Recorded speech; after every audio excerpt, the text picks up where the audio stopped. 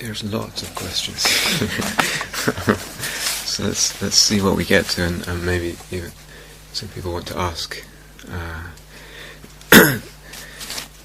So we probably won't get to everything. I'm also mindful. Stu asked a question halfway through when I was giving the instructions the other day, and I don't feel that I really answered it because I left some out. So I want to actually get to that.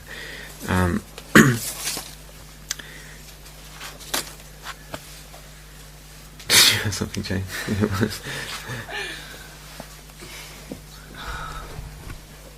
Yeah. Go ahead. Yeah.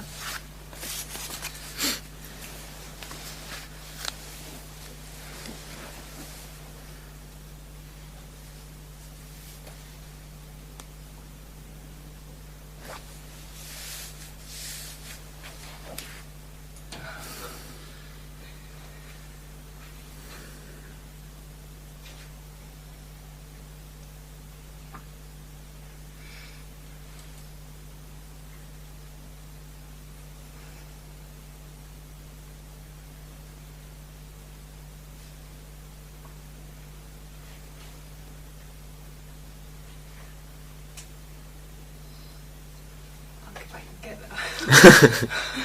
You have time. It feels like there's a part of my mind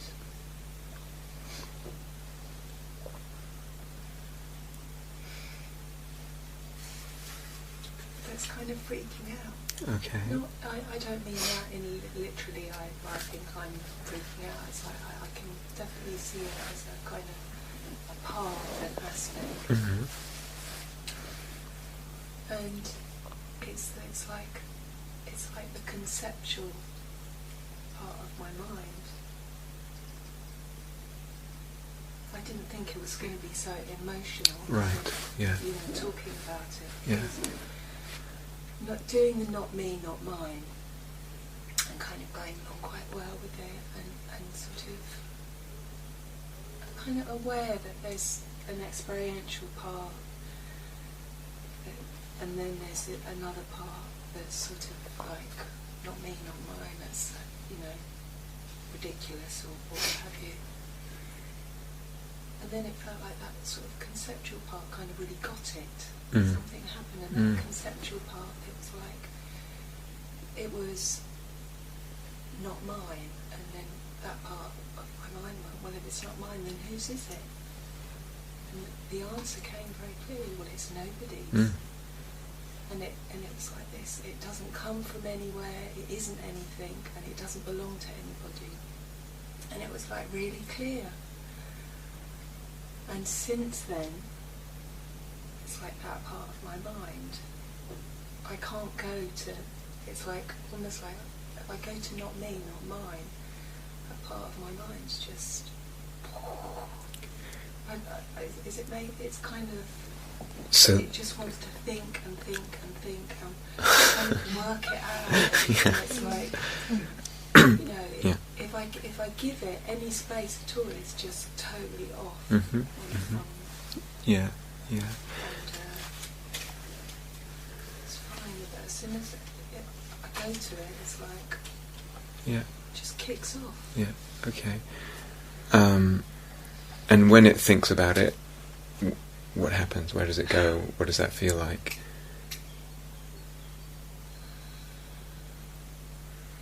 It feels like a kind of burrowing in. It's burrowing into the centre of my head, and it's like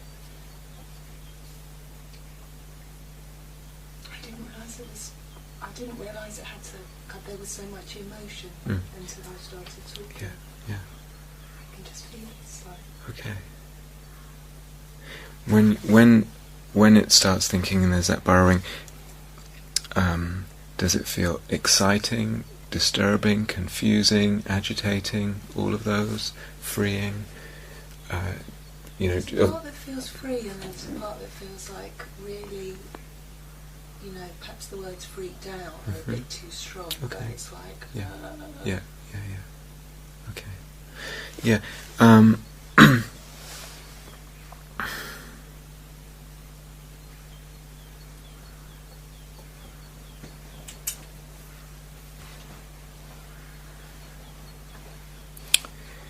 there's no problem here. It's no problem. It's just a matter of balancing. That's all. It's just, if we go back to the surfboard analogy, it's just, okay, it's gone a little bit too conceptual with too much energy in the conceptual. Sometimes it's the opposite for people, in terms of they're practicing, and there's a sort of anti-conceptuality, and not allowing any rumination of what's going on. Nothing means anything. It's all just like experience, and it's kind of flat in that way. So it can be out of balance. In practice, can be out of balance in many ways.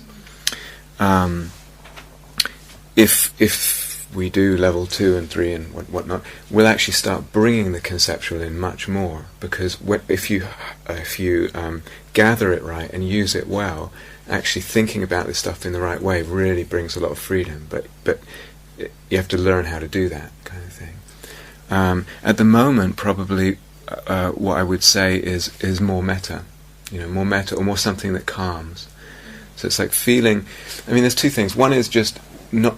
You feel it getting pulled into that place, and then just bring it back to something that's more calming, more metta, etc. The more metta there is, the easier it is. As I said right at the beginning, the metta acts like a cushion for the emptiness practices, in the sense that the more metta there is, the more we can just kind of let go into that emptiness and what it means, and it feels, rather than freaky, it feels actually really just soft and freeing. There's a kind of dissolving which we're really okay with. So one thing for now might be just bringing it back and upping the metta percentage, and really just softening the whole experience. A little more tricky, perhaps, though, is sometimes something like this happens, and it could be, this time it's conceptual or whatever, other times it could be like anger or something coming up. And we tend to maybe get freaked out by it, but it may have something really wonderful in it. It's like there's a lot of life energy in our conceptuality. In the Dharma world, oftentimes our conceptuality gets like poo-pooed and put down. It's all about just the body and the heart, and so cut our heads off. Can it be about the totality of us?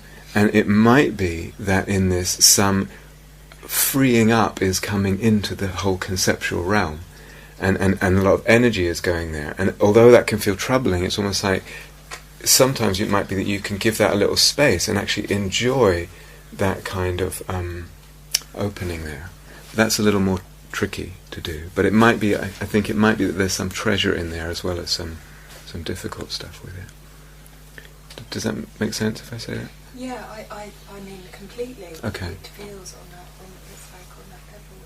I guess it's a bit like it's true. Yeah. It's true. Kind of. Yeah, and so it's true. It's like that's it's, to me, it's so important in our life, whether we're meditators or not, that we get what's the word? Shocked at certain points, exploded out of our usual ways of conceiving reality. Now, when that happens, it's often not a smooth ride, and it's not that it should happen every day of our life, of course, but periodically in our life, if that's not happening, that there's something's not working, something's not alive. But when that happens, it's often very agitating. It comes with a sense of excitement, but also a bit of crisis. So sometimes it might be that you can feel into the kind of excitement of it, if that makes sense, and just dwell more there than in the what you're calling freaked out. I mean, it's in the mix, But it's wonderful to be excited, and excited is an agitated state, but it's okay, it's good. And so sometimes you just let yourself have the excitement of say, wow, God, it's amazing, it's this sense of prison walls like being broken open, and it is like, whoa, what do I do now? And sometimes it brings like, whoa, it's hard to. Good practice feels agitating at times, and at other times just the peace, just back to the metta and calming it, It's kind of like theoretically. Yeah. Well, here's the theory of it all, the non-self and the non-whatever, and it's like, it's like fine as long as it remains at a safe distance. Yes. We're actually doing it, and we're actually just like. What's that? I didn't hear what I actually didn't hear what. Yeah. No, it's a bit like. Yeah. Look, I mean, for me, there's no point doing this unless it's going to shift something. Yeah, sure. Yeah. Hold on, I didn't sign up for this. It's what I've wanted. Yeah, yeah. Last year, a bunch of people, a whole group of people came, and they thought it was a study retreat, and it was a problem. Yeah, it is what you wanted, and when that happens, it's rocky. And a lot of opening can happen through the conceptuality. As I said, we tend to just dismiss that in the Dharma world, but it's as powerful an opening as the heart and the body and all the rest of it. And the thing is just to integrate. So when you let yourself feel excited, you're also letting, as you said, you were surprised that the tears came up when you started talking about it. That's showing that the conceptuality is actually linked to the heart and in the body. It's not some, abstract professorship thing somewhere. It's actually, it means something. So when there's the conceptual meaning and it's touching, you okay? Yeah, and it's touching, and you feel the excitement, and you feel the tears, and even sometimes I don't quite know what it means, but I feel it. That's the marrying, and it's going on, and it's doing its work, and it's fantastic, and it's not always that easy. But so sometimes, just to repeat, sometimes just lean over into where it's simpler and easier, just simple metta. Really good, really good. And other times it's like, let yourself go into that thing, but kind of find the excitement and the sort of wow in it, and not so, don't get too sucked into the freaked outness of it. Yeah? It sounds wonderful. Thank you. Yeah, good.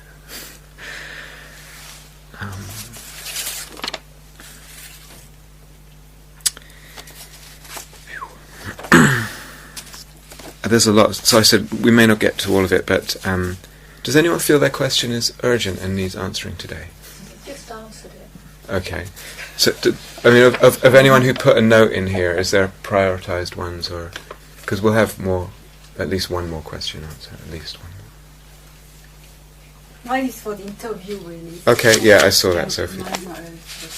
Okay, good.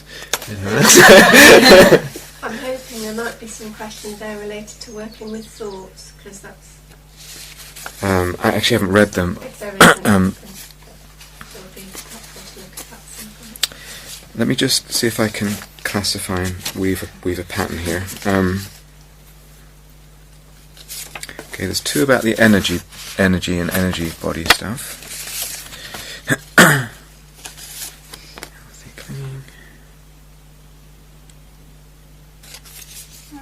I haven't written down, which I quite do. Okay, and then there's also Hannah's, and someone else had a question about disidentifying with awareness. So that may or may not be important for everyone. If you were going to do disidentifying with awareness, could you do it before I go? Okay. But it doesn't... Yeah.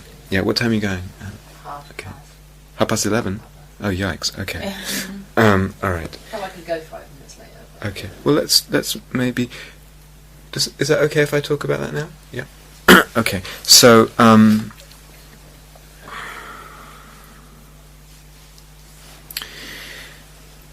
this is actually a huge subject, so I'll just give you a little bit. So we talked about, one way of kind of... What could we say? Flushing out clinging, flushing out identification, is dividing up reality or our experience into the 5 aggregates, and then kind of these are all the possible places that identity could hide. I am my thoughts, or they're my thoughts. I am my body, or I am awareness, or whatever.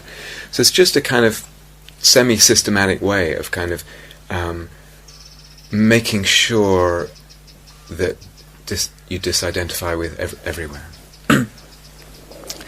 Have you noticed, I don't know, that also identification is also a constructor of the self-sense?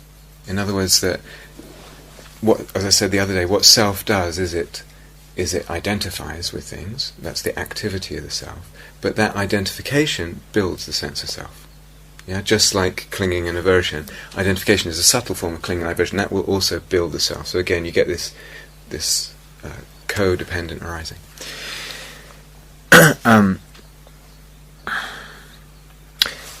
I wouldn't really attempt to disidentify with awareness until there's that sense of really being able to kind of disidentify from almost everything else. In other words, hang out in a space where one's disidentified with the body. There's not the me-mind with the body, with the thoughts, with the emotions, with the intentions and that kind of thing.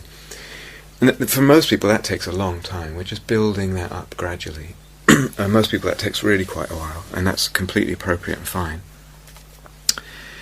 At a certain point, if you can rest in that kind of disidentification of, a lot of the other stuff of mind and body, you might want to give it a shot.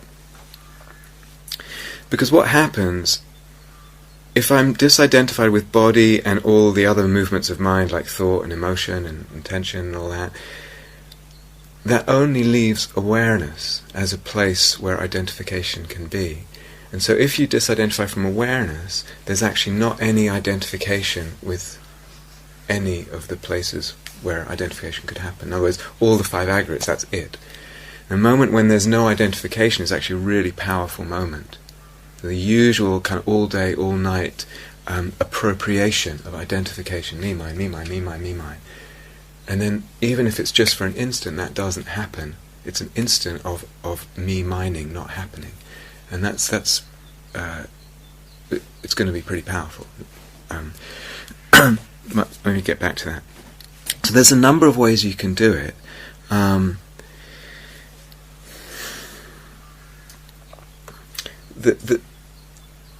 The trick is, in a way, to start getting a sense of awareness. That makes sense. So,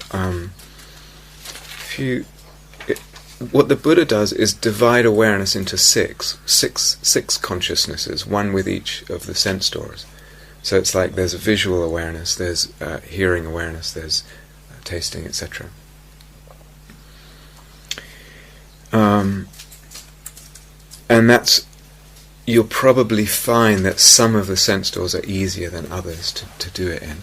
I remember the first time it happened to me was, like a lot of these things, it just happened by itself. It was just a quiet moment of mindfulness, having a cup of tea outside on the lawn at another retreat center, and very peaceful, and just drinking the tea, and then it was just literally a moment, if I remember, it was many years ago, it was literally a moment, and it felt like there was the tasting of the tea, but no taster. It was just there was taste, there was consciousness of the tea, and it was like, wow. And in a way, the after effects came a little later. So, but it was, if I remember, it was really just a moment. So oftentimes with many of these things, like the first glimpse of any kind of disidentification, it will come not so much out of trying to make it happen, but just organically as the practice unfolds, as we let go more and more, etc. So the trick is, playing with it, finding which sense doors work best for you. I find, for instance, hearing, to disidentify with the awareness via hearing is actually more difficult for me. I don't know why that is. Other people it will be easier. Sight works much easier for me. Body works well, but, everyone's going to be different with this. But the trick is to get a sense of the awareness. So, for instance, right now, we could try it with the visual sense. If you just find something to look at, and just look at that thing, whatever it is. And you sustain your gaze on it. Now, obviously, there's an object to the perception, but the Buddha said you cannot separate perception from awareness, perception from consciousness. In other words, to be aware is to be aware of something. To be conscious is to be conscious of something. A better word for it is knowing. And that's actually what the Pali and the Sanskrit mean. Vijnana is a participle, means knowing. So it's something we do. So in any moment of consciousness, there's something that's known, and there's the knowing. Yeah. But they go together. They're like two sides of the same coin. So if I look, or you look at something right now, and you just sustain your gaze on it, there's obviously the sense of what we're perceiving, the perception. Here I'm looking at the bell. The perception, that's obviously, it's the visual sense there, that's the perception. And sometimes if you just sustain the awareness on it, you can kind of get a sense of the knowing of it. There is knowing happening of it. It's like it's with the perception. It's mixed with it. So it's quite subtle, just to get that sense of. Do you mean knowing it's a bell, the concept of a bell, or more knowing that you're seeing? Knowing that there's seeing going on. Yeah, so it does not have to be with a label of what you're looking at. No, that's something a little more gross than I'm talking about. Is there any spatialness to it? Like, is it just behind your eyes, or is it your whole body, or? It's hard to say. I don't think it's really physical. It's not spatial or physical. It's more just getting a different angle on the experience. It's like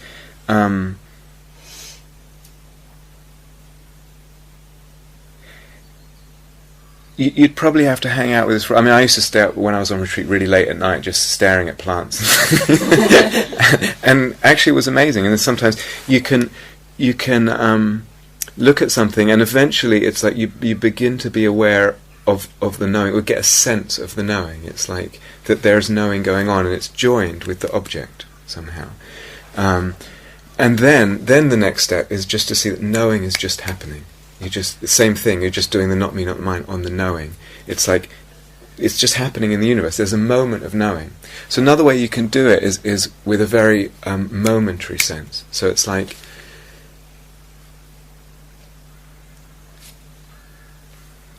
okay, listen to the rooks. So each sound is a knowing. It's a knowing. It's a moment of knowing. And via the impermanence, you see them as kind of discreetly just arising and floating there. This moment of knowing.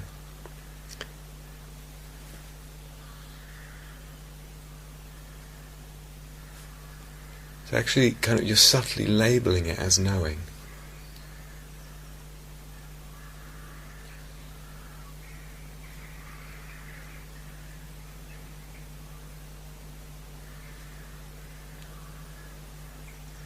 So in a way it's a two-step process. I mean, it's not necessarily easy, and like a lot of things, it will take just having patience and hanging out with it, and then maybe you get a little glimpse of something, you can build on that. But in a way the first step is getting the sense of the knowing that's kind of married to the object. And the second step would be then unhooking that and seeing it's just happening. It's just like, there's just knowing in the universe. There's a moment of knowing. There's a moment of knowing. It's a simultaneous with that. It's simultaneous, yeah. Yes, it's all knowing. In other words, if I replace the word awareness, see, there's a problem in English with words like awareness and consciousness because they're nouns. And so we tend to think of a thing called awareness or a thing called consciousness. There's also a problem meditatively because there's a lot of states that a meditator can get into where it seems like one is in a thing, even if it's not a very tangible thing, called awareness or consciousness. Very, very helpful states, but they tend to reify awareness into a, some kind of thing or space or whatever. But if we replace it with the word knowing, then there has to be knowing with something known. You can't. You understand? A verb has to have an object. It's like so. There's a co-arising, and that ends up much later in practice also being very, very important in terms of the much deeper levels of emptiness, of puncturing the whole idea that awareness is a thing. Yeah. You have a sense of yourself in it. Well, what happens? The awareness. Once you get, it's kind of like a you-ness there. Yes, either a you-ness there or a mine-ness. Yes. It's mine. I'm doing that. Somehow this awareness, it's me that's aware. And we say, well, I'm aware. It's not you that's aware. It's me. And there's a sense of, just implicitly we have this sense of like, I'm aware. I'm the one who's aware. It's mine. As opposed to, as I said, it's just floating there, just seeing it unhooked from that mine-ness. That's the same with anything you're meditating on. So say you're just sitting in meditation and you're having thoughts, the you that's aware of having thoughts. Yeah, so that would be the sixth consciousness, the mind consciousness, is aware of thoughts. Yeah, so that's another way you can break it down into the six, and it also starts deconstructing a little bit the concept of awareness. And then you see, yes, it's also this awareness of thoughts. It's just happening. It's just happening. So that's one possibility. There's actually a little bit. Does that even make sense, even if it's not possible now? As a Just want to see if the perception changes, does the knowing change? Yes, exactly. So, in other words, you cannot separate perception and knowing. Was it Sariputta, the Buddha says, what we perceive, we're conscious of. What we're conscious of, we perceive. So they go together as two sides of the same coin, and they're in the conventional level, they're inseparable until one completely transcends something. But so that's actually quite helpful. So when the perception changes, that awareness changes, and that helps break down the awareness to the sense of the moment of awareness, a moment of awareness, a moment of awareness, and that's a way of kind of just seeing these moments of awareness, they're just happening. So it's a way of loosening it up. Yeah. A little bit of this relates to maybe coming out of this Stu's question the other day. So there's actually many ways of disidentifying with awareness. There's many ways of doing all these emptiness practices, and they start feeding on each other and reinforcing each other.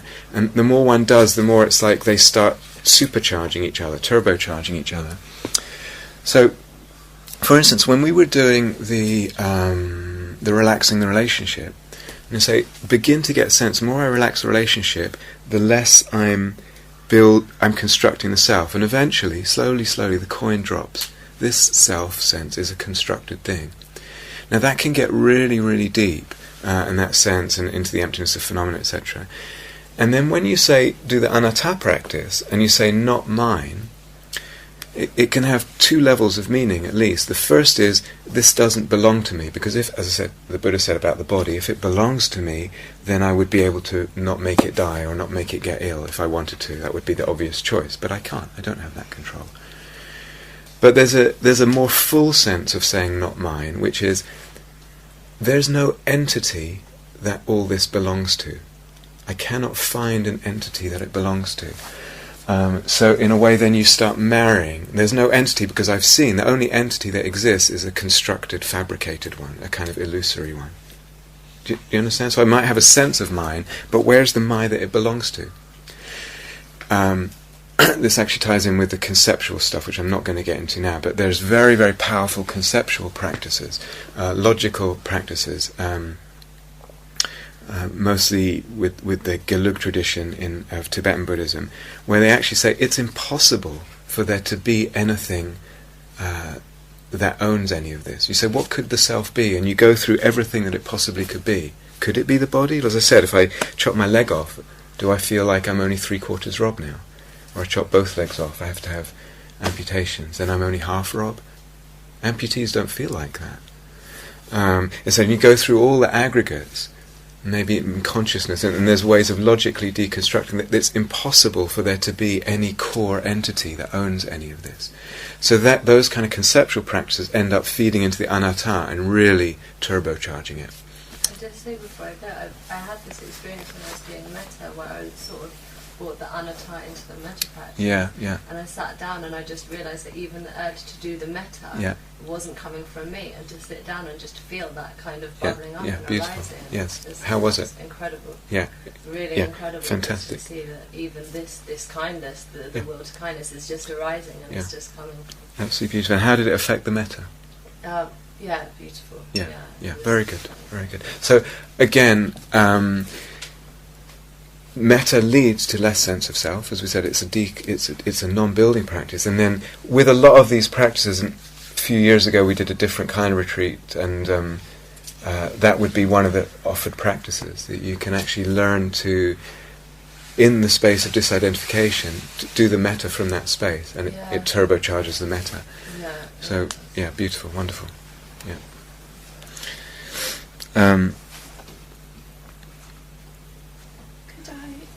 Just clarify. Yeah. Is it still on the awareness thing? Yeah. Okay. Well, I was just wondering if this is linked in. I think it is, but I can't quite see how. Like the experience I was walking down the lane and doing not me, not mine, and then suddenly the trees were just really, well, to say I was looking at trees is not really the experience, it's just that there was green and it was beautiful and it was just like, I suppose, I didn't ask myself the question, but I didn't really have a sense of myself looking at the tree. Yeah. It was just... Yeah. But it sounds like something was there. Okay. So it sounds like something in the self sense began to not be so strong, but also something in the object sense began to be not so strong, right? I guess so. Wasn't so much treeness about the trees, right? I guess so. Or, yeah? Well, I don't want to put words in your mouth. Well, it was more, I suppose, that it was very alive, the colours and the light was very bright. Yeah, okay. Yeah. And what about the individuality of trees and the sense of them? Yeah, they were probably still... Oh, I think I saw them as trees, but not separate trees. Okay. Okay, yeah. So, all kinds of things can happen as we do these practices. So there was one question answered here. We talked about the emptiness of phenomena a little bit, and I was not wanting to go into it too much for this retreat, but when I don't build so much of the self, I'm also not building so much of phenomena as well. So, and that goes. It can't help but that goes together. However, there's just like, and I'm sure anyone who's sort of just done a bit of mindfulness practice begins to notice after a while, it's like everything gets brighter and more radiant and more kind of immediate. So that's, with the deepening of mindfulness, that's what we get. It's almost like a sharpening of perception and a brightening of a radiancy. Once you start letting go more, though, it's like the opposite begins to happen. So as you begin practice, everything gets more bright, grass looks greener, sky looks bluer, everything's more shiny. But then it starts actually getting more and more faded, more and more dissolved, more and more blurred. The individual thingness of things begins, not all day long, just in the moments of deep letting go. Because not only are we constructing the self-sense, we're also constructing the thing sense, the perception. So it's perception, the world and the self get constructed together as a perceptual reality. So in very deep movements of letting go, actually the whole show begins to fade. The whole show begins to fade, begins to dissolve. The whole of our experiential reality begins to kind of maybe merge, blur, fade, dissolve, etc. And that has different degrees and stages to it. Does it? Yeah. There's lots of ways that can happen. Lots of ways that can happen. Sometimes, you just get a real sense of freedom because what you're noticing more is less self-sense and less, and the self just feels unburdened. Really, really lovely. Sometimes different parts of that non-building of the world become more prominent. So sometimes it might be the sense of things, the body, the sense of visual perception or hearing or something actually dissolves. Sometimes it's more like, sometimes, no one's mentioned this at all, but sometimes time stops, or it's like the sense of time. And one also realizes time too is a fabricated reality, and it doesn't have the independent reality. So many, many different things are possible. But that's off the syllabus, so to speak. It's just time actually goes faster than it should, and that sounds silly, but I've had an experience where it did. That means I'm self-constructing more. I'm not sure. Actually, no, it's not so much that... no, I'm not sure about that. I think more one just realizes the relativity of time, that time is a construct. So it's not that it will always go slower or faster. Okay. It's just there's ways of feeling and seeing through to time just not feeling that real. Okay. And sometimes it feels like it stops, sometimes it just feels like all the past and all the future are here in a way that is hard to explain. But no, I wouldn't necessarily say that. But anyway, this is off the syllabus. I'm just drawing out something that don't. What's that? Because I was getting stuck with that. I was feeling like I was hearing like birds, and then it was just like, this is dull. What's dull? Well, just this. What was a beautiful sound previously was like, and then I didn't want to be, didn't want to go there. So I was like shutting down. Okay. Very good. Yeah. Thank you, Catherine. That's really important. So, it's like I said, if we talk about the beginning years, really, of practice, they're really about reconnecting to things and discovering this intimacy with things and discovering the aliveness and the beauty of things, the beauty of this moment, the preciousness of this moment, etc. And that's hugely important, to have that respect and that love for the uniqueness and all of that. But to me, it would be a problem if practice stopped there. If to me, that's not the end point of practice at all, because that says very little about emptiness. It says very little about this radical nature of reality, or so-called reality. It's very, very important. Can be very healing, but in time, hopefully, we see that things are constructed. Now, it's an acquired taste, so it's not saying that we're going to live all the time in this kind of it's like nothing appears. You couldn't go shopping or go to the toilet like if nothing appears. Don't take away one of my simple pleasures. And it's important to keep the economy going. I won't talk about shopping.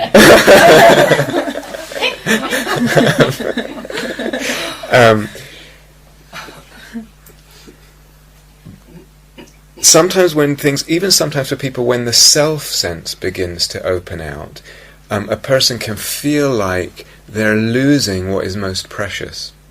And either that they're losing their identity, and it's like, well, what about me? And I've done all this work to get me back.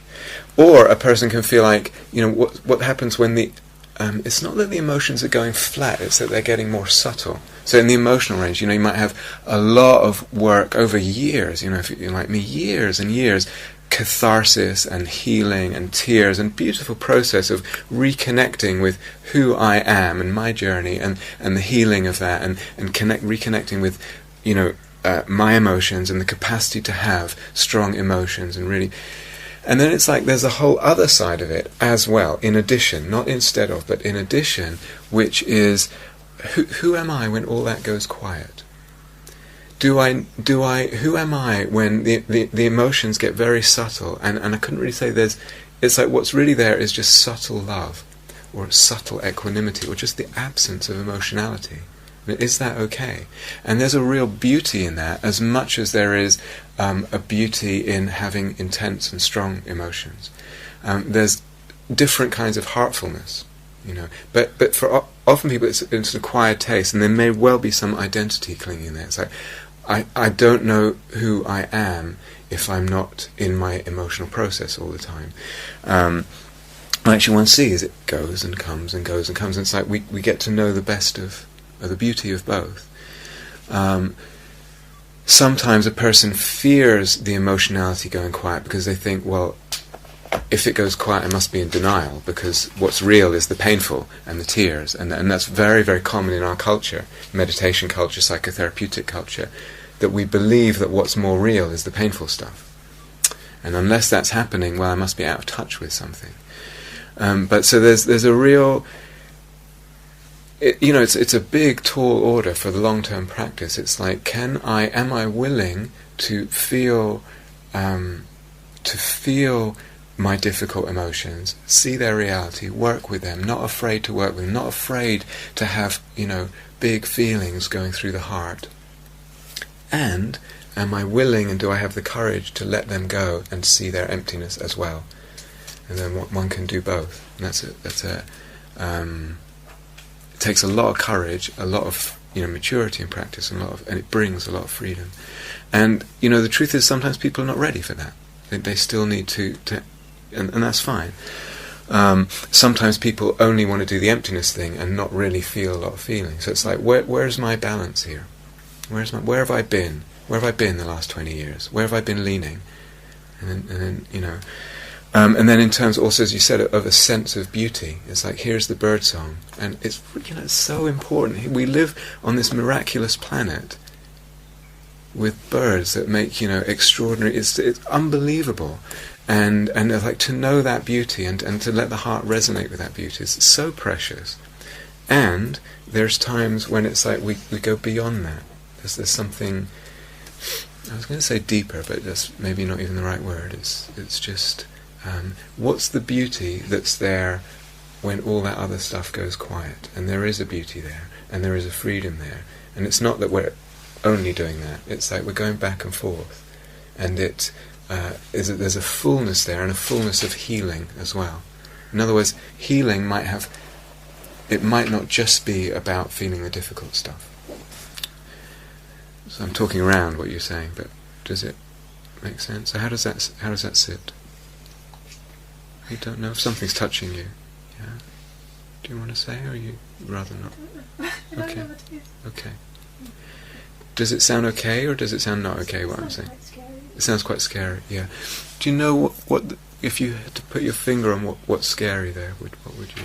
Do you know? No. It's okay. Flatness, yeah. It's not flatness. Okay, that's really important. That's what I'm trying to say. So, this is really important because, and going right back to the beginning of the retreat, I think we said, I can't remember.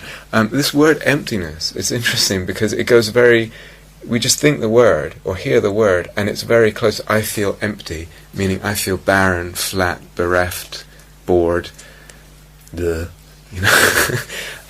That's not at all where this is going. It's not at all where this is going. It's going the opposite. There's a real beauty and heartfulness and fullness of heart that comes out of, and love that comes out of going into emptiness. At times, in practice, going back to the surfboard analogy, at times, for some people, in fact for everyone practicing deeply, it will, just as Jane was saying, it went into the opposite of flatness, like too much. It can also go the other way, that it's just things seem like it's getting a bit disconnected or flat. And that's just an indication that something's off balance, that's all. There's probably a little bit of aversion crept in and disconnection. That's what's causing the flatness, not the emptiness. Hidden aversion causes flatness. Emptiness does not cause flatness. Sometimes, I think Catherine was saying sometimes for some people, the sense of emptying out and going into big spaces triggers a sort of nihilistic fear or fear of abandonment or that kind of thing. Sometimes that's the case. But really what happens gradually over time is it's just like our eyes getting used to the dark. In a darker room, you walk into a room, it looks like, well, it's just completely empty here. But then you hang out for a little bit and you start to see, oh, there's some chairs here, and there's some people here, and actually it's full of beauty, love, compassion, peace, mystery, wonder, all that stuff, freedom. At first, or rather sometimes, we may not see it in the space. It's just a matter of, like I said, lots of metta in the mix, and just our eyes getting used to the dark, and it comes. Sense of flatness, disconnection is coming out of aversion, etc. Of different, probably subtle forms of aversion that have crept in. I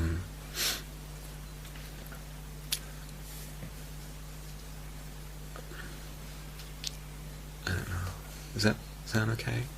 Yeah.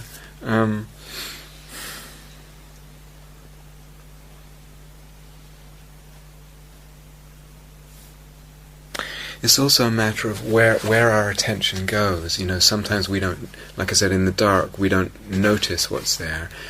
And it might be, I think, was it Nina that asked this a while ago about fear?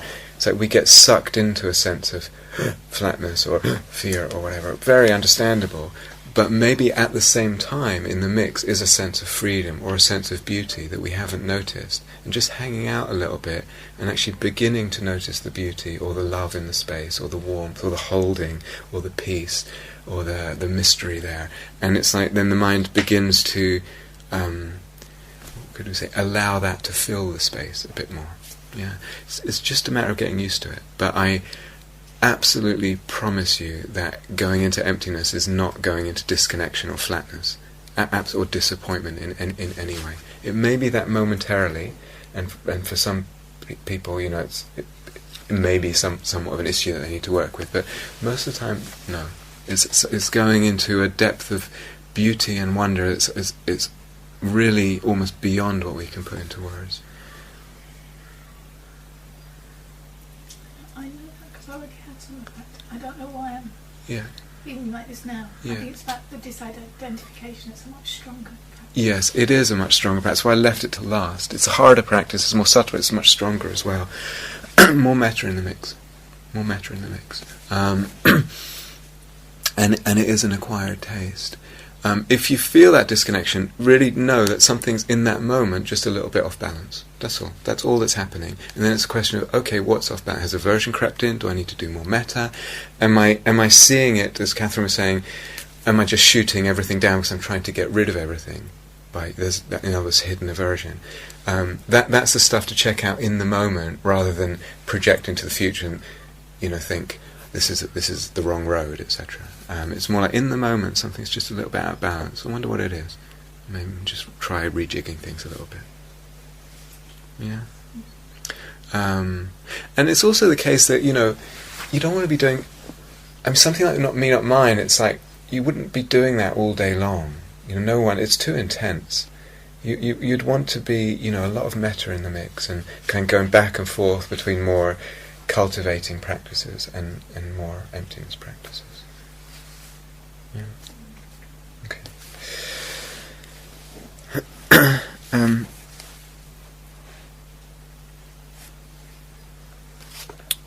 Okay. Did we have a bit of quiet for a minute or something? Does that feel okay?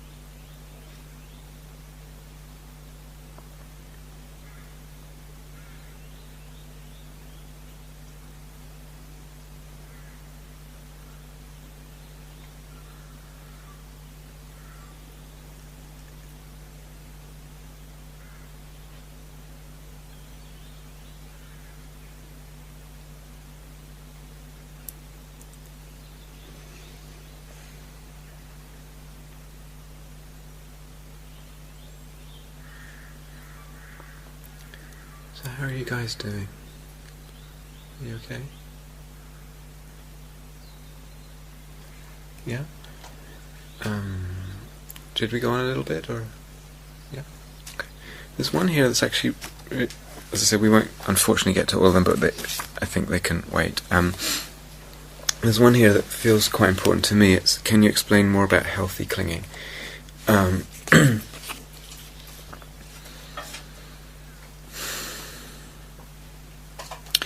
Yeah, so obviously, partly with the practices that we've been doing, but partly in the Dharma as well, clinging gets a bad press. But it has a really important function. A healthy parent clings to their child's well-being, and clings to caring, and clings to wanting to be a healthy parent, and that's completely appropriate. There's nothing wrong with that. It's actually needed. In the beginning stages of practice, well, not the beginning, until the really a long way, maybe all of it, it's like we need to cling to caring about how we are ethically, for example. And sometimes people will say, oh, that's just clinging if you decide to follow the 5 precepts or whatever. But actually it's really important. It's really important.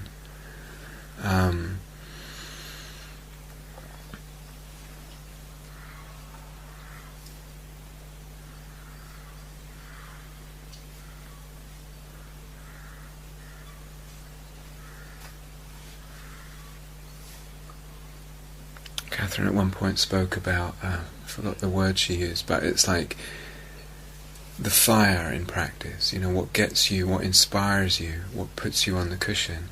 And in a way, it's like we need to really cling to that, cling to our deepest desire. Part of the problem with clinging is that it gets, what's the word? It gets dispersed, and we end up clinging to stuff that we don't really care about.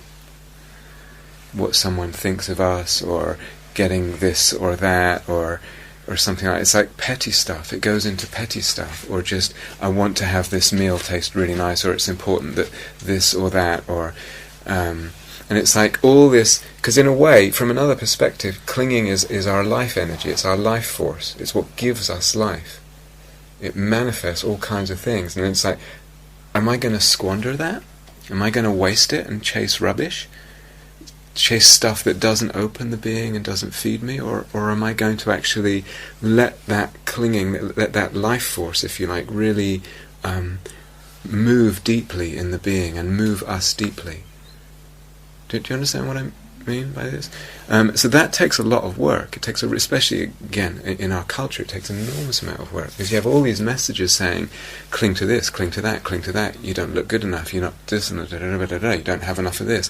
And so there's all this clinging getting squandered, and we end up feeling not enough energy, not enough passion. All the passion goes in the wrong places, in places that don't actually feed the being. Well, what is it to actually let that passion really gather, in a sense of, this is what I care most deeply about, this is what I yearn for most deeply, and the being gathers itself around that, and that becomes a very powerful force. And sometimes even things like even petty desires and angers are actually masking something much deeper. I'm just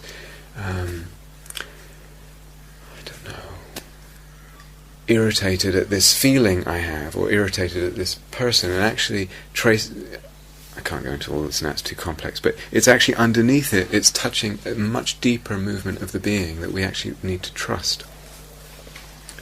In other words, in Buddhism we always talk about desire, clinging, being one of what's called the kilesas, which means impurities or defilements.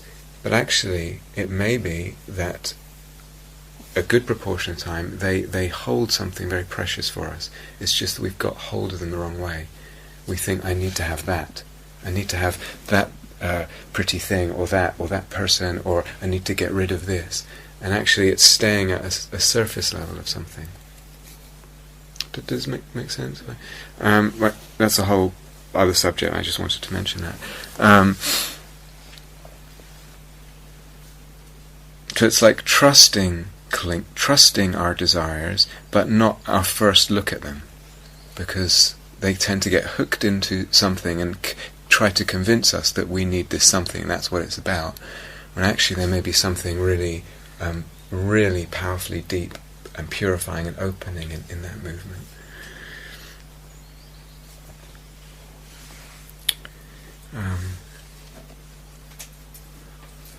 On another level as well, it's like we cling to the metta practice. It's like, and that's really healthy.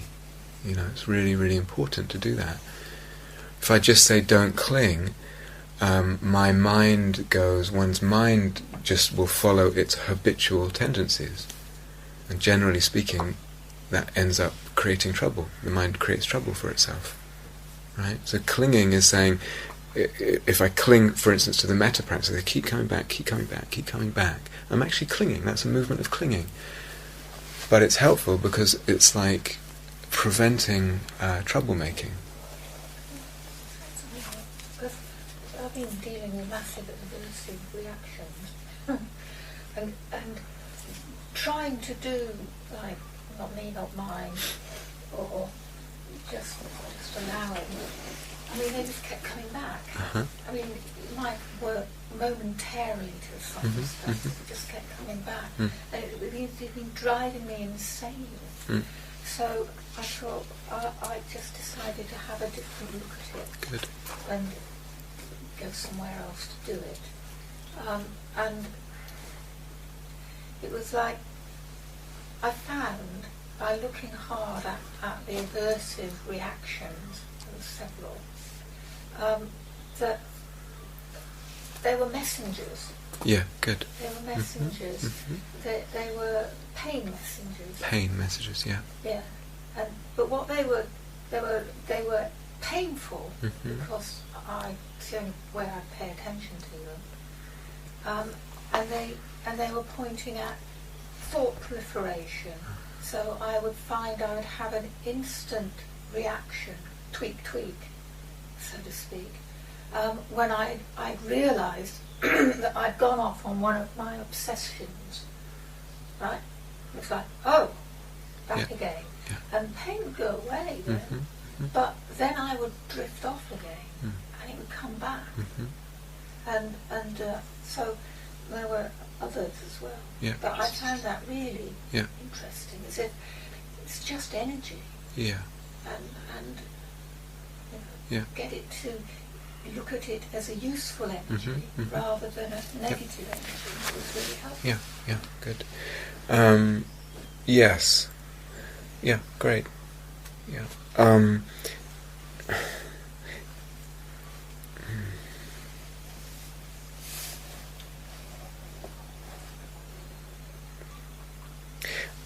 I mean, when there's clinging at a thought, there is some pain with that because there's contraction, and the pain itself is good. It's telling you something. It's waking something up. Yeah. I'm a little cautious about getting into this too much because it feels like a whole big stepping out of the sort of Buddhist paradigm in a way. Some of it, but sometimes with clinging and desire and anger, it's almost like asking oneself at a very deep level, what's really being wanted here. And not falling for the immediate answer. What's really being wanted?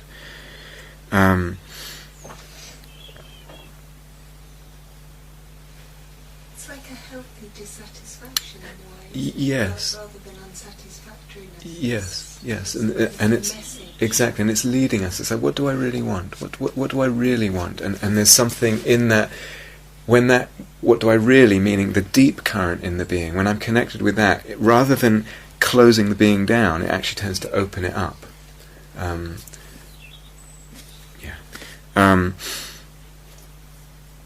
But in strict Dharma terms, I mean, one of my teachers had this analogy. It's like I think it's very skillful. It's like if you say that we're wanting to become awakened and enlightened, and you say, well, that's maybe like climbing a ladder, and you say, actually, it's very hard to climb a ladder without letting go of the step that you were on before. So there's letting go involved. But similarly, if you try climbing a ladder without holding on, without clinging to the step above, so it's like there's actually a what's the word? A progressive process of clinging, letting go to more and more subtle things. So when we first start practice, it's like, I don't know, you could get clinging to all kinds of things that actually later on you see they're not so important. Well, one thing, for instance, you could very normal. Let's say you do metta, and it starts to feel, maybe you're doing a lot of retreats and a lot of practice, and you start to get really nice feelings in the body, and you cling to them. Now, most teachings you'll hear nowadays say, "Oh, don't cling, you'll get attached. It's terrible. It's the end of the world," and blah blah blah blah blah. But maybe it's not. Maybe it's not. Maybe you start to have nice feelings and cling to them, develop them, cultivate them. And then after a while, those nice feelings, actually, they get quieter and they get replaced by even nicer feelings. Is actually what happens. And then you say, I don't need to cling to those first ones. You're letting go. And then the second stage of nicer feelings, you're there for a while. This is fantastic. Cling, cling, cling, cling, cling. develop. And after a while, they start maturing into something even nicer, more subtle, but nicer. And you say, I don't need that anymore. And so it goes. And that movement, rather than, it was a kind of hedonistic movement, but rather than leading to a trap, it actually is a movement towards liberation, because it's getting more and more subtle, and if the intelligence is there, one's actually understanding as well all this dependent arising that's involved. But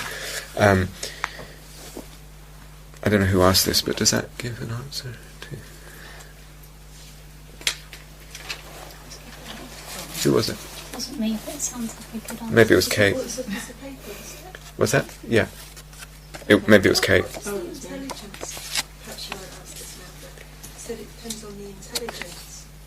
You know, there needs to be an intelligence in what we're doing. And I wonder, you know, is that intelligence is like inherent, or it's like we're hearing it, or it's like... It's all of that. It's all of that. So, for instance, like we say, you know, when I asked you, was it last question answer period? It's like, okay, so you've been doing these practices. What do you notice? What do you notice? And people say, I notice this, I notice that, I notice that, I notice the body dissolves, I notice blah, blah, blah. I notice there's less self-sense. Okay. Now, it's quite possible, quite possible, I know from doing a lot of teaching, that person can have all those kind of experiences and not ask any questions at all about what they mean.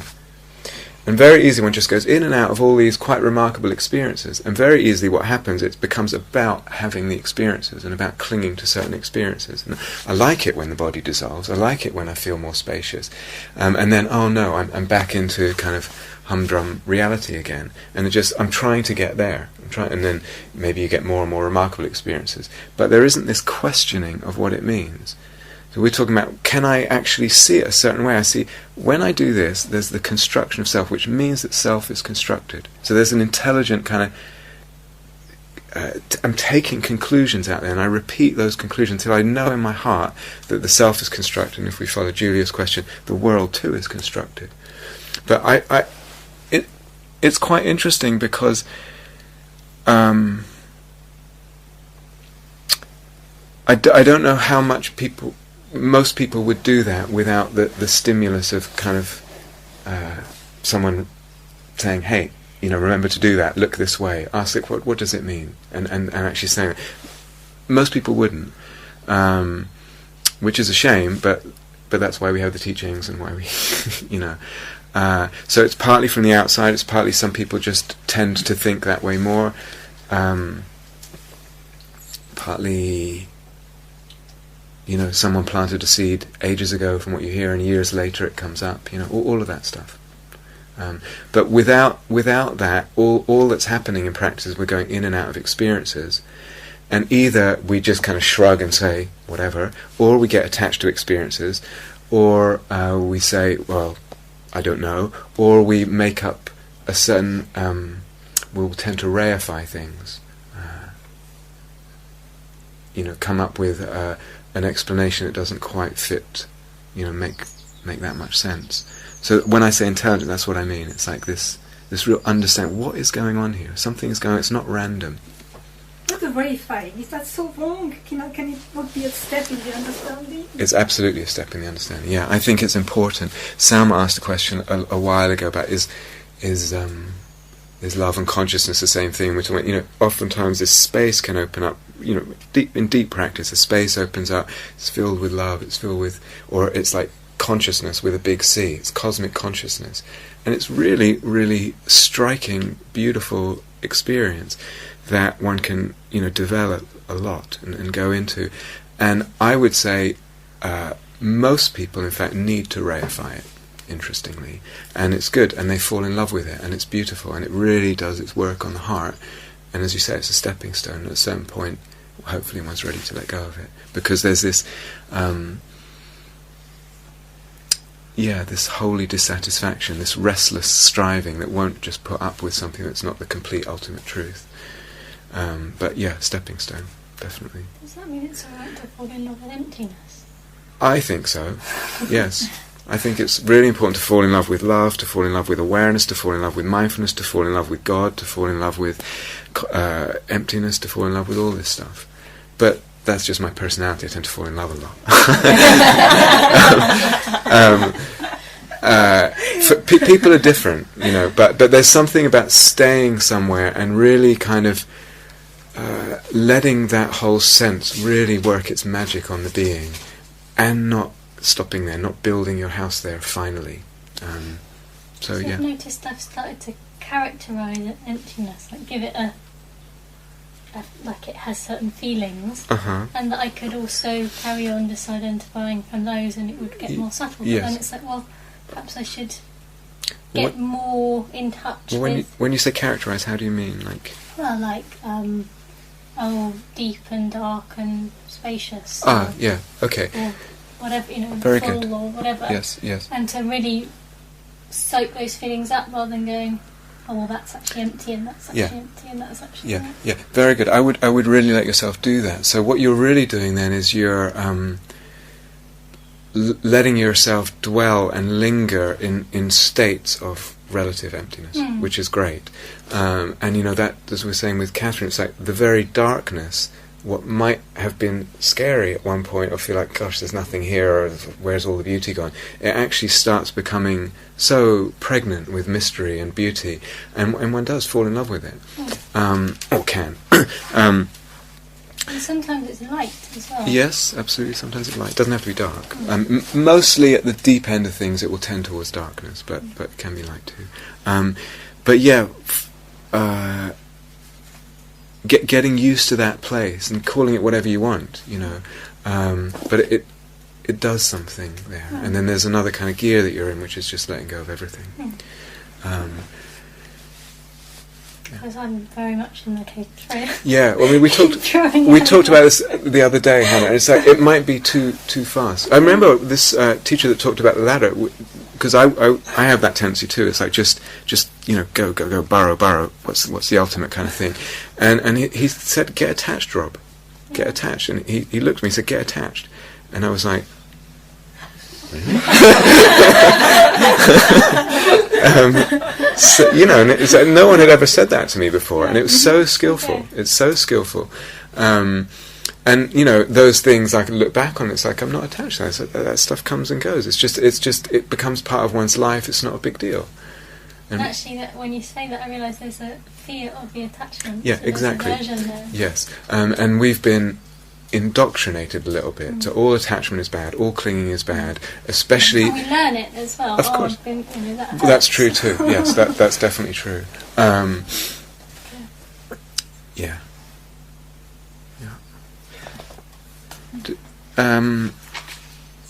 Is that okay for the healthy clinging question? There's quite a lot about that.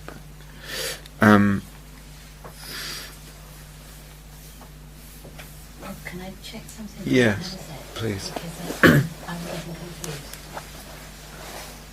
I have been understanding, I think, my understanding that emptiness is not a state. Exactly, yes. That I can hang out in. Yeah.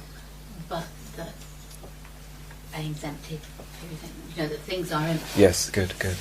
And so when Hannah talked like that, I started thinking that I didn't understand and I got it wrong. Yeah, no, very good. Could you just yes, clarify very good. Because otherwise everything's shifting. Yeah, good, very good. Focus. Yeah, thank you, Jackie. Yeah.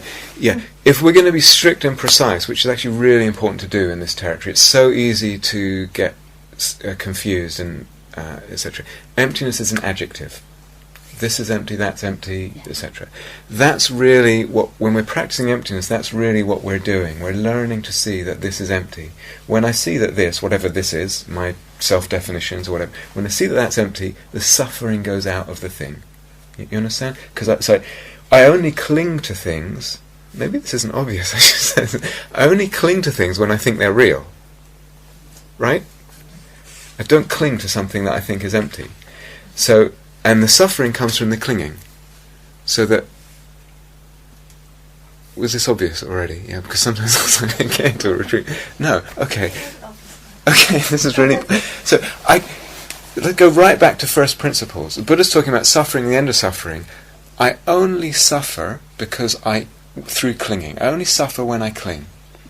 And I only cling when I see something as not empty, as real. Therefore, to see the emptiness of things means to release the clinging to that thing, means to release the suffering. Does that make sense, Penny? Yeah. So it's interesting because I think oftentimes that's not obvious to people at all. That's kind of what we're doing here. That's the purpose. When I see the emptiness of something, the suffering goes out of that thing, out of the relationship with that thing. So that's really, emptiness is an adjective, definitely. Sometimes we get sloppy with the language, and I do. And so with Hannah, it's like, what will happen? Let's say I have a self-definition. I'm a hopeless failure. You know, and that's I'm walking around and all day long I'm in that prison, that straitjacket. I'm a hopeless failure. And then, you know, I'm on the retreat or at home or whatever, or just in my life, and I begin to see that's not true. Now, and then I start to feel more space and more freedom. Now that's already, we could say, this is sloppy language, we could say that's a state of emptiness. You're in a state of relative emptiness. In other words, that sense of not being constrained there. But usually we'll say it more to when a lot of things start disappearing, like Julie was saying, like perceptions start dissolving and stuff like that. Because if you're not building a lot, what happens is, building a lot of self or building a lot of world thing, what happens is things just start dissolving, disappearing, and the space really opens out, and there's just less and less appearing to consciousness, there's more and more nothingness. Now we could call that a state of emptiness, but that's actually sloppy language. Does it make sense? So... It's just more emptiness than there was. Okay. It's empty. You could say that. It's emptied out, yes. It's emptied out. Yeah, it's emptied out of what? Of a certain amount of selfing and a certain amount of perception of thingness of things and all that. Yeah, but still, it's very easy if you start using that language too much for people to chase a state that they think is called emptiness, which is just some kind of spacious thing, and that's not right. Yeah. So it's not. I'm glad Jackie asked that because I was going to ask that question as well. So it's not incorrect to be sort of you're walking along the lane, you're looking at the trees, and you're actually sort of saying, well, you'll say yourself, well, that's empty. Yeah. That's also empty. Yeah. You look at the stream, you think, well, 5 minutes ago this water wasn't here, so it's a different stream. Yeah. Good. Yeah. Very good. Yes. So that's great. That's okay. Yeah. Okay. Yeah. They're both okay. So the other thing is okay. It's like Hannah's meditating and it goes quite deep, and then she finds everything empties out. There's not much self there. There's not much else happening. It's just a big black space, and that's okay just to hang out there. Lovely. What's that? And it feels lovely. And it feels lovely. Yeah. And it's really, really, important to hang out there. And then in relationship to that, she could be in two modes. One is just hang out, enjoy, soak it up, let it do its work. The other mode is, this is empty too, this is empty too. You kind of push on, you burrow further. But what you're talking about, Ruth, that's great. Absolutely great. Yeah. Yeah.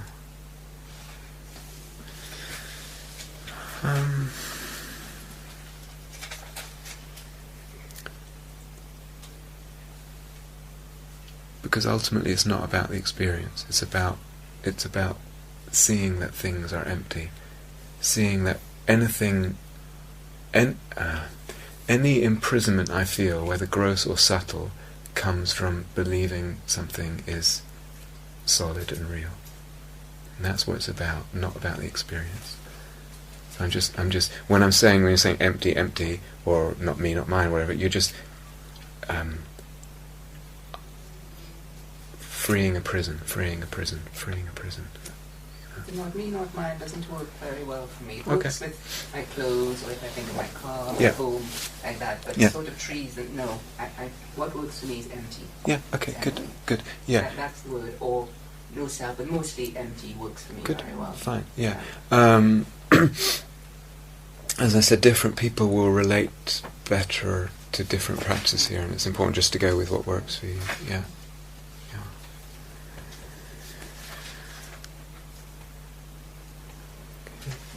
So you guys seem a little tired. Should we stop there, or anything burning?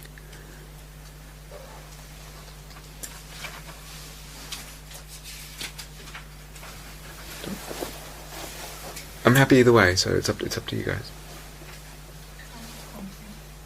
I found with doing the last 3 practices, I'm getting very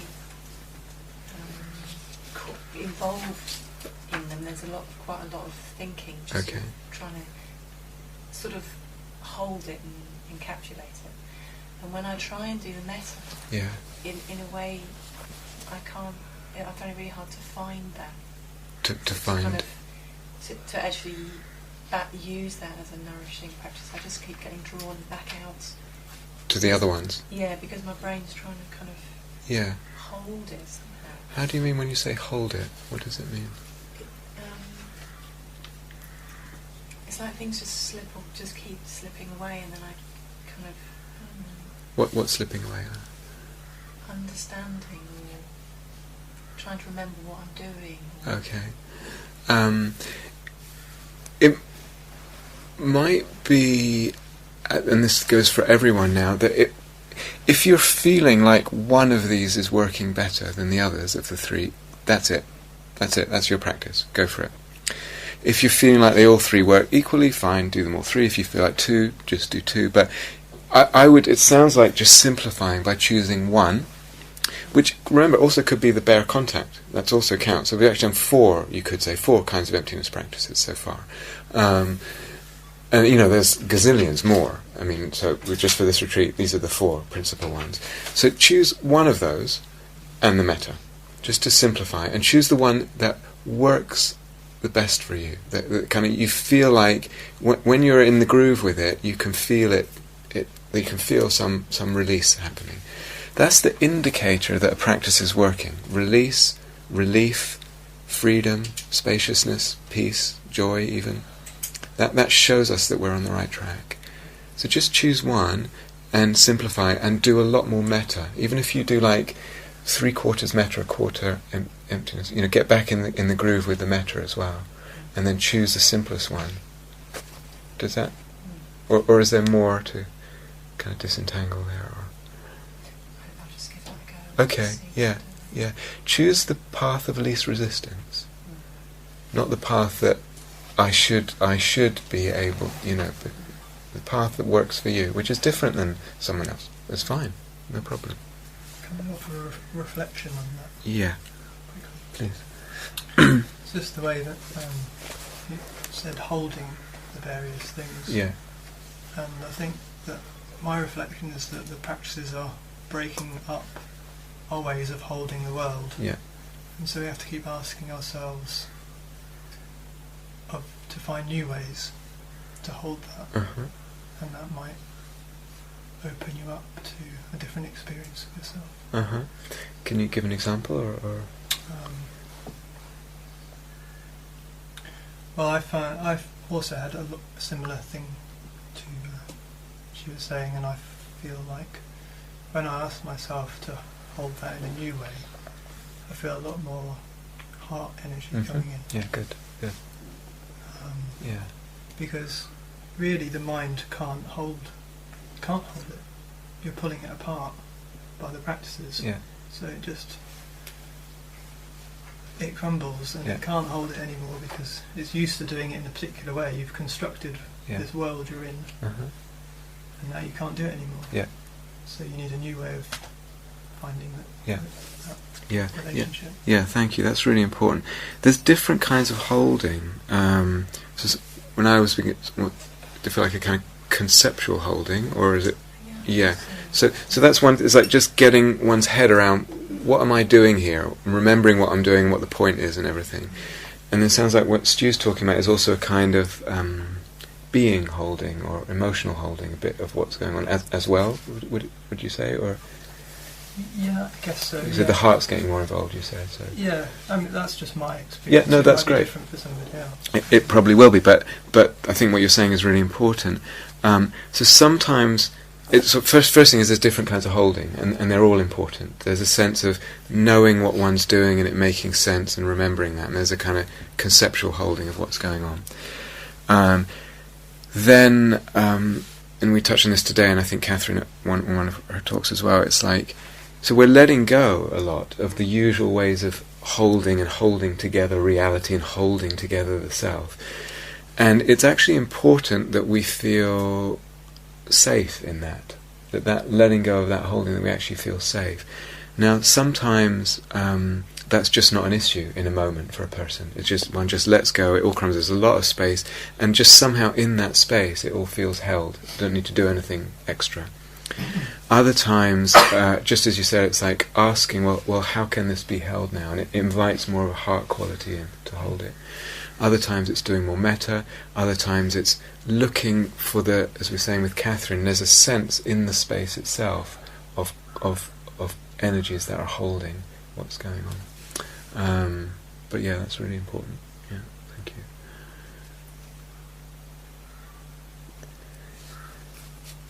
Okay, that's probably enough talking, huh? Yeah.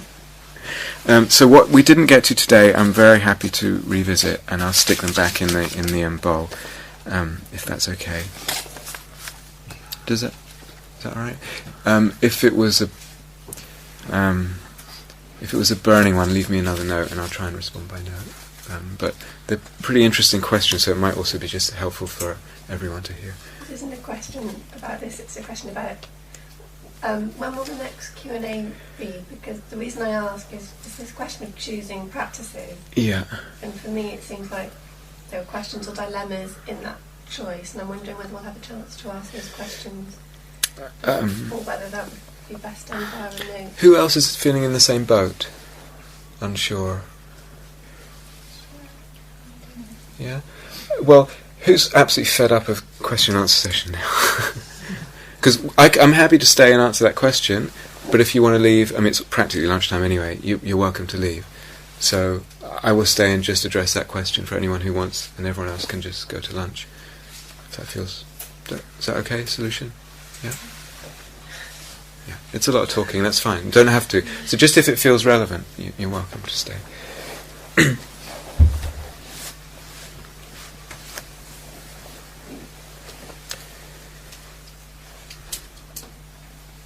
Oh, okay. So, Julia, yeah, what can you say a bit more? Well, I'm in the not me, not mine, so that's what's most vivid, and I'm getting a lot from it, so I could just carry on with that. But it has a different flavour to the other practices, and I was getting stuff out of that too. Yeah. What I think I might get. I'm not sure. I think I might get confused if I try combinations. I might be doing not me, not mine, but I'll see the stream move and think, oh, I should do impermanence now, and then I'll be thinking, well, what's the best way? So I'm wondering whether sticking with one practice will reveal everything in time anyway, or whether it's good to maybe even after this retreat spend time doing each of the three separately. Yeah. Like everything, I don't know that there's a right answer to that. You know, there's a way with a lot of practice that it's almost like it's like a triangle with 3 points, and it's like each corner gives a view of the other 2 corners, so to speak. So it's like from the point, like we've said a little bit, from the point of view of impermanence, you get a sense of why you would relax the relationship with things. Hey, because things are changing, so there's no point clinging. And you get a sense from impermanence that the self, I can't find this solid permanence feeling self. You know, so it's like impermanence gives a vantage point in the other 2, and it's kind of the true each way. You know, from each corner.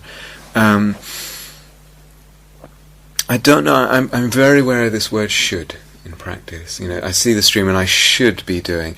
Almost like whenever you hear that word, it's an indicator that you shouldn't. It's like it's coming from the wrong place. If it's like you see the stream and then what just leaps out at your consciousness is impermanence, and then that seems to feel like alive and helpful in that moment, go for it. You know. That's interesting, because I think what leaps that does come, but what I don't spot is what I'm saying to myself is I shouldn't do impermanence because I should stick to one practice and then I get caught. Maybe be, like I don't know that it's so rigid. Be more. You could be more fluid with it. Yeah. I think the important thing for this retreat is to experiment. So you could have a day where you're more just you're really trying to come back to one practice. Say the not me, not mine, if that feels the most helpful, whatever. And what is it to just see these impulses to go into another mode, but just let them go.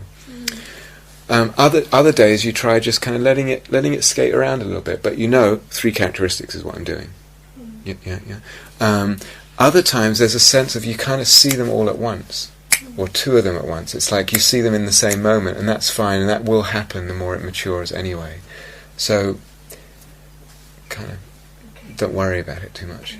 Rob, if you see one, to me, if I see impermanence, I see emptiness. If I see emptiness, I see impermanence. To me, they're not quite. Thank you for that. They're not the same. So that's important. If I see impermanence, oftentimes when you hear teachings about emptiness, it sounds like they might as well just use the word impermanence. You might as well. So there's a degree to which the teachings of impermanence point to the emptiness of something. But it's only partial. It's not plumbing the depths of it. So, for instance, the impermanence doesn't really. If I just see things as impermanence, it doesn't fully tell me how the self is constructed, or the fullness of that construction. It maybe gives me a little clue. I'm joining the dots, but there's more to it than that. So the teachings of emptiness have a lot more fullness and breadth and depth to them than just the concept of impermanence. But if you keep going with impermanence, it will begin opening things up, kind of cracking things in a way that you can then move on, if that makes sense.